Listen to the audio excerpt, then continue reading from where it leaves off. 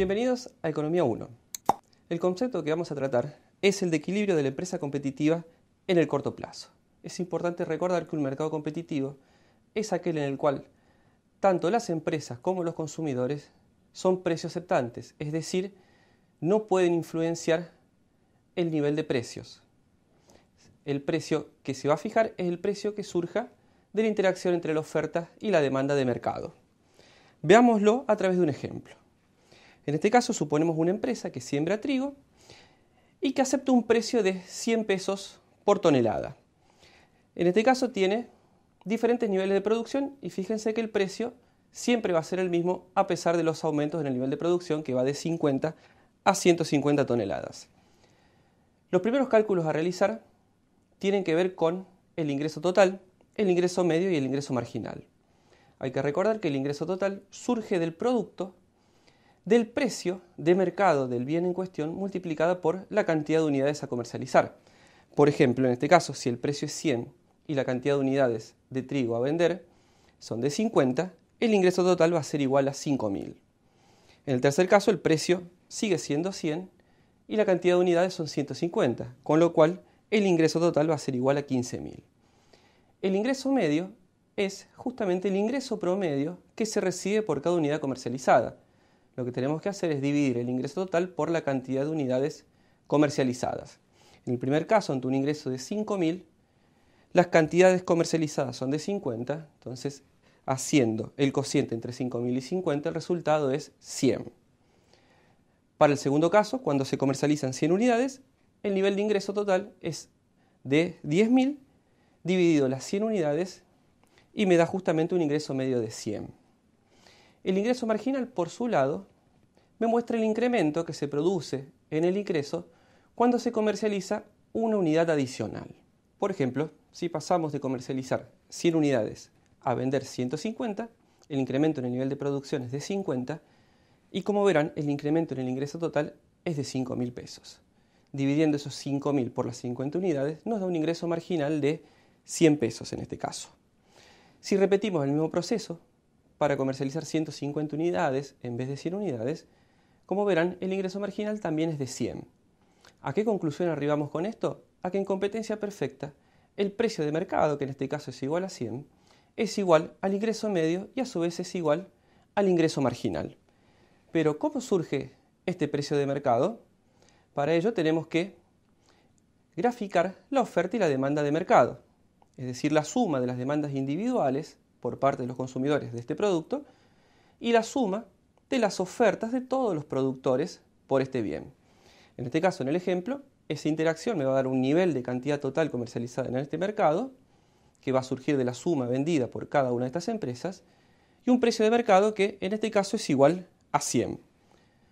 Como verán, la curva de ingreso medio de la empresa es horizontal al nivel del precio fijado y a su vez va a ser igual al ingreso marginal. Pero ¿cómo llegamos al equilibrio en este mercado para esta empresa? Es decir, ¿en qué punto va a maximizar su nivel de beneficios? Para cualquier tipo de empresa, va a maximizar sus beneficios cuando su ingreso marginal sea igual al costo marginal. En este caso hay que recordar que el ingreso marginal es igual al precio de mercado. Podemos ver esto a través de dos ejemplos. Como ven en el ejemplo 1, esta es una empresa que actúa en competencia perfecta, con lo cual es precio aceptante y en este caso el precio es igual a 200. El nivel de comercialización está fijado en Q, vende diferentes unidades y el costo total también está determinado.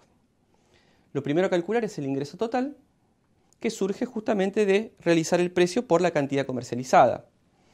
El ingreso marginal, como vimos recién, es el incremento en el ingreso que se produce ante la venta de una unidad adicional, que también está especificado. Y el costo marginal es el ingreso, es el incremento que se produce en el costo total ante el aumento en el nivel de producción de una unidad. Nosotros tenemos que, para maximizar el beneficio de esta empresa, igualar justamente el costo marginal al ingreso marginal. Y eso se da a un nivel de producción de 58 unidades, en las cuales el ingreso marginal y el costo marginal son igual a 200. Como verán, el beneficio total en este caso es igual a 5.500 y está en un máximo. En el ejemplo 2 trabajamos ya con funciones, en la cual En este caso el precio de mercado es de 500 y tenemos que la función de costo total es igual a 400 más 20Q. El equilibrio también se da cuando el ingreso marginal es igual al costo marginal. Para llegar al costo marginal, lo que hacemos es derivar esa función de costo total con respecto a Q y nos da un costo marginal de 40Q. Lo igualamos al ingreso marginal, que es de 500, despejamos y obtenemos la cantidad de equilibrio. Con esa cantidad de equilibrio simplemente lo reemplazamos en la función de costo total y en la función de ingreso total, que es P por Q, justamente va a ser el precio, los 500, por la cantidad comercializada. Haciendo esa diferencia obtenemos el beneficio total. En ese punto justamente se maximiza este beneficio. Podemos ver si es un beneficio máximo trabajando con más unidades comercializadas o con menos unidades comercializadas. Como ven, si vendemos en vez de 12,5, 12 unidades, obtenemos un beneficio de 2.720, que es menor a los 2.725 obtenidos anteriormente. Si aumentamos el nivel de producción y comercialización a 13 unidades, nuestro beneficio también baja a 2.720, con lo cual vemos que la maximización de beneficios para esta empresa se da justamente con un nivel de producción de 12,5, que es en aquel punto en el cual el ingreso marginal se iguala al costo marginal. A continuación, los invito a realizar la siguiente actividad para terminar de fijar los conceptos analizados.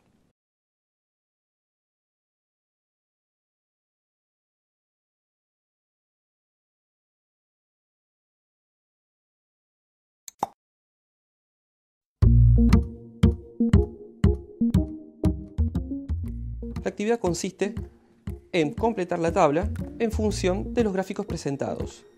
Por ejemplo, para la función 1, la interpretación correcta es que es el aumento adicional del costo total cuando cambia la producción de una unidad. El resultado para la función 2 es el costo total medio y para la función 4 es la demanda de la empresa. Si observamos la función 6, la interpretación es que es la cantidad ofrecida de mercado para cada precio posible. Para calcular el ingreso total de la empresa es simplemente el área que va a surgir de hacer el precio por la cantidad. El beneficio de la empresa es el área que surge de la diferencia entre el ingreso total y el costo total. Y el precio de cierre es importante recordar que se da en el punto en el cual el costo variable medio está en un mínimo.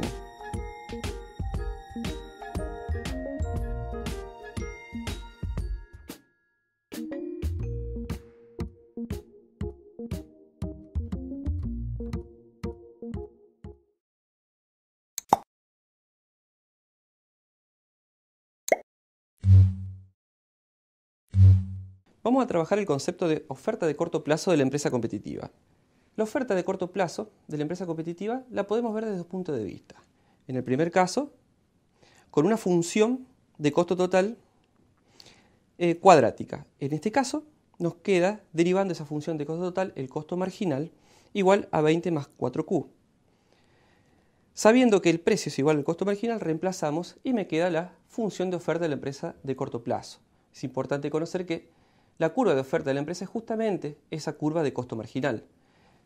Pero ¿qué sucede cuando se modifica la función de costo total y pasa a ser una función cuadrática, dejando de ser lineal en este caso?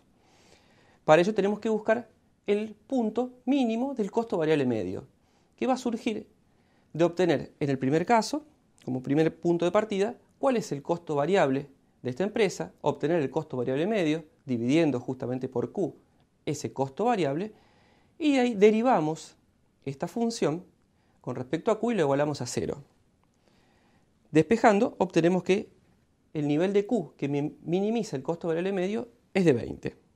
Entonces, en este caso, la función de oferta va a ser igual a P igual a 20 menos 4Q más 0,5 Q al cuadrado. Pero, ¿en qué consiste este punto de cierre? Veámoslo a través de un ejemplo en el siguiente video. Pensemos que es una empresa, un pequeño negocio, que tiene un local en alquiler y que tiene el contrato de alquiler durante 5 años. Si cierra, puede dejar de pagar los costes variables, que en este caso serían las nóminas, los consumos, las compras, etc. Pero el coste fijo, que es el alquiler, de acuerdo, porque ese contrato está firmado por 5 años, va a tener que seguir pagándolo del mismo modo. Luego le conviene seguir produciendo, pagar las nóminas y pagar parte del alquiler. Es más conveniente que el cerrar y tener que pagar todo el alquiler. Veamos el concepto de punto de cierre a través de dos ejemplos. La primera situación se da en la cual el precio es mayor al costo variable medio y la segunda en la cual el precio es menor al costo variable medio. Resolviendo el ejercicio que tenemos a continuación, vemos que en el primero de los casos en el cual el precio es mayor al costo variable medio, el beneficio total es igual a menos 500. En este caso, si lo comparamos con los costos fijos totales, que son de 1000, vemos que a la empresa le conviene seguir produciendo. O sea, si la empresa continúa produciendo, pierde 500, pero en el caso de cerrar, pierde 1000. Entonces, le va a convenir justamente continuar con la apertura de la misma. En el segundo caso, en el cual el precio es menor al costo variable medio, vemos que el beneficio total en este caso es de menos 1100. O sea, tiene una pérdida de 1100. Si la empresa cerrara, tendría que seguir abonando sus costos fijos, que son iguales a 1000. En este caso, cuando el precio es menor al costo variable medio, a la empresa le va a convenir cerrar. A continuación, los invito a realizar la siguiente actividad para terminar de fijar los conceptos analizados.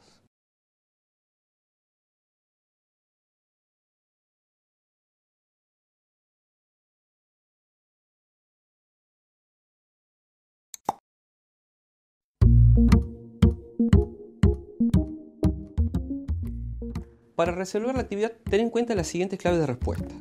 Para cada precio, debes igualar el costo marginal y despejar la cantidad. Una vez obtenida la cantidad de equilibrio, deberás obtener el beneficio total haciendo el producto entre el precio y la cantidad menos el costo total valuado en esa cantidad que encontraste. Por ejemplo, para un precio de 120, el beneficio obtenido por la empresa es de 165,7. Ahora bien, si el precio es de 100, la cantidad ofrecida va a ser de 6,7. Si el precio baja a 75, la empresa ya obtiene un beneficio negativo de 125. Y si el precio baja a 60, la empresa no va a ofrecer ninguna cantidad a este mercado.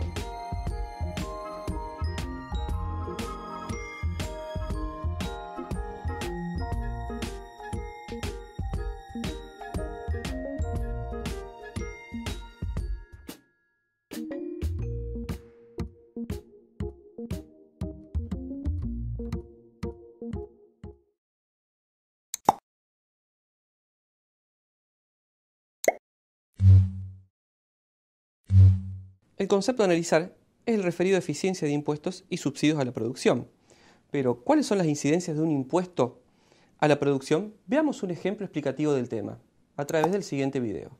En la mayoría de las economías es muy común que el gobierno utilice los impuestos para financiar proyectos como escuelas, carreteras o más seguridad. Aquí estudiaremos cuáles son los efectos del impuesto sobre las ventas de un bien y quién pierde más, si vendedores o compradores. Supongamos que el gobierno decreta un impuesto sobre los vendedores de gaseosas de $1. En otras palabras, los vendedores son quienes deben pagar el impuesto al gobierno. Vemos en la gráfica que el impuesto inicialmente no afecta a los compradores de gaseosas, entonces la curva de demanda queda igual. Por el contrario, para los vendedores, al tener que pagar un impuesto, reducen las ganancias y algunos se retiran. Entonces la oferta se reduce y la curva de oferta se desplaza a la izquierda en el equivalente a $1. Ahora, en cualquier punto de la oferta, el precio de mercado debe ser $1 más alto, y el desplazamiento nos muestra que el nuevo precio de equilibrio, que antes era 3, ahora es 3.7, y la cantidad demandada de gaseosas se reduce a 45 por ser un precio más alto. Aparentemente hasta aquí el impuesto lo pagan los vendedores, sin embargo, tanto compradores como vendedores se ven perjudicados. Los compradores ahora pagan $0.7 más por gaseosa y los vendedores, aunque vendan la gaseosa a 3.7, de este precio tienen que dar al gobierno $1. Por esta razón también se ven perjudicados, pues realmente reciben $2.7 por gaseosa. En conclusión, los impuestos generan ineficiencia en el libre mercado, los vendedores reciben menos y los compradores pagan más, y a pesar de que el impuesto iba dirigido a los vendedores, resulta perjudicando más a los compradores. Si te preguntas qué pasaría si el impuesto del gobierno recae sobre los compradores, los efectos serían iguales, solo que en este caso la curva de demanda se desplazaría hacia la izquierda. Espero que te haya gustado el video y no olvides suscribirte si quieres saber más de estos temas. Veamos el siguiente ejemplo. Tenemos un mercado en el cual tenemos una función de oferta y una función de demanda y vamos a obtener el precio y la cantidad de equilibrio. Igualando ambas funciones nos queda un precio de equilibrio de 30 y una cantidad de equilibrio de 140. ¿Qué sucede ahora si el gobierno introduce un impuesto de 10 pesos a la producción? En este caso es un impuesto por unidad producida a ser pagado por el productor, es decir, por el lado de la oferta. Con lo cual, para poder calcular el nuevo precio y la nueva cantidad de equilibrio, tenemos que modificar la función de oferta. Hay que tener en cuenta que el productor va a recibir el precio de mercado, es decir, el precio que cobra, menos esos 10 pesos por unidad producida que paga de impuestos. Haciendo los reemplazos correspondientes, como ven, se modifica la función de oferta. Igualando esa nueva función de oferta a la función de demanda anterior, obtenemos un nuevo precio y una nueva cantidad de equilibrio. En este caso, el precio pasa a 36 y la cantidad comercializada a 128. Como ven, el productor no pudo transferir en su totalidad el valor del impuesto al consumidor. El consumidor de los 10 pesos de impuestos termina pagando 6 y el productor recibe 4 pesos menos que antes. Antes recibía 30 y ahora recibe 26. ¿Qué sucede con los excedentes del consumidor y del productor? ¿Se produce algún cambio en el bienestar de la sociedad? Veámoslo a través del siguiente gráfico. En la situación sin impuesto, el consumidor recibía un excedente formado por las áreas A, B y C, y el productor, un excedente del productor conformado por las áreas E, F y G. Con la introducción del impuesto, el consumidor pierde las áreas B y C y el productor pierde el área E y F. Sin embargo, hay que tener en cuenta que las áreas B y E son la recaudación del Estado. La recaudación del Estado surge de multiplicar la cantidad comercializada por el monto del impuesto. Como se supone que ese producto del impuesto es repartido en toda la sociedad, no genera una pérdida de bienestar. Sin embargo, a nivel total se produce una reducción para la sociedad, es decir, una pérdida de eficiencia conformada por dos triángulos, en este caso los triángulos C y F. Ahora te propongo que trabajes con la siguiente actividad.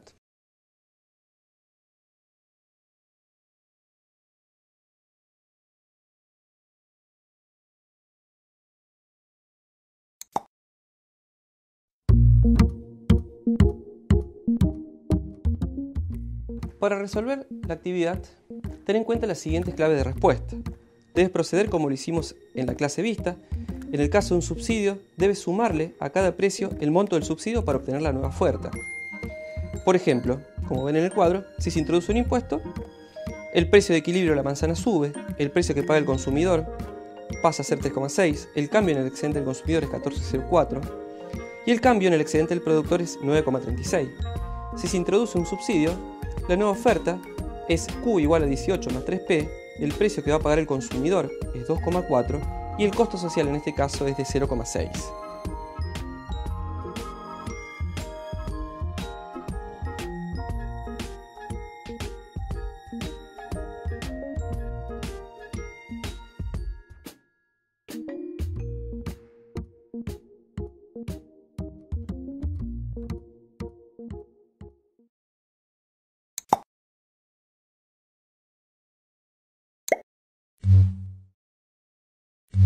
El concepto a analizar es el de equilibrio de la empresa competitiva en el largo plazo. A diferencia del corto plazo, en el largo plazo, las empresas, al tener libertad para el ingreso y salida, justamente en función del nivel de beneficios obtenidos, van a ingresar o salir de este mercado, afectando el precio de equilibrio de esta industria. Por ejemplo, si en el corto plazo hay beneficios económicos positivos, eso va a estimular a que ingresen nuevas empresas. Este ingreso de nuevas empresas estimula la oferta, hace que el precio de mercado baje y este precio se va a reducir hasta que todas las empresas en promedio estén obteniendo beneficios económicos nulos. Por otro lado, si los beneficios económicos que estén obteniendo en el corto plazo son negativos, esta situación estimula que varias empresas salgan de este mercado. Se reduce la oferta, con esto se incrementa el precio de equilibrio de este mercado y este aumento va a proseguir hasta el punto en el cual los beneficios económicos pasen a ser nulos. Pero ¿qué diferencias hay entre empresas o industrias que tienen costos constantes y aquellas que tienen costos crecientes? En el primer caso, en el cual sea una industria de costos constantes, la función de costo medio, al aumentar la oferta, no va a subir, es decir, el costo medio se mantiene constante. En este caso, el equilibrio a largo plazo va a aparecer para el mismo precio, en el cual los beneficios económicos pasan a ser nulos. Por otro lado, si tenemos una empresa o una industria de costos crecientes, la función de costo medio va a subir a medida que se aumente la oferta. Esto va a hacer que el precio de equilibrio de largo plazo sea levemente mayor. En este caso del ejemplo, el precio pasa a ser P sub 3. Ahora bien, ¿cuál de las siguientes imágenes es una situación de equilibrio a largo plazo para una empresa que actúa en un mercado competitivo? En la opción 1, en el cual vemos una demanda descendente y beneficios nulos, no es un equilibrio. Si bien hay beneficios nulos, en este caso la demanda es descendente. En el caso 2, con una demanda constante, en este caso, al obtener beneficios económicos positivos, se va a estimular el ingreso de empresas, con lo cual no estamos en una situación de equilibrio a largo plazo. En el tercer caso, en la opción 3, con una demanda constante y beneficios negativos, esta situación origina que varias empresas salgan del mercado, con lo cual el precio va a tender a subir. Esta situación justamente genera que no nos encontremos en un equilibrio de largo plazo. En la opción 4, con una demanda constante y beneficios económicos nulos, esta sí va a ser la situación de equilibrio a largo plazo, en la cual no va a haber ningún estímulo para que empresas entren o salgan de este mercado. A continuación, los invito a realizar la actividad integradora.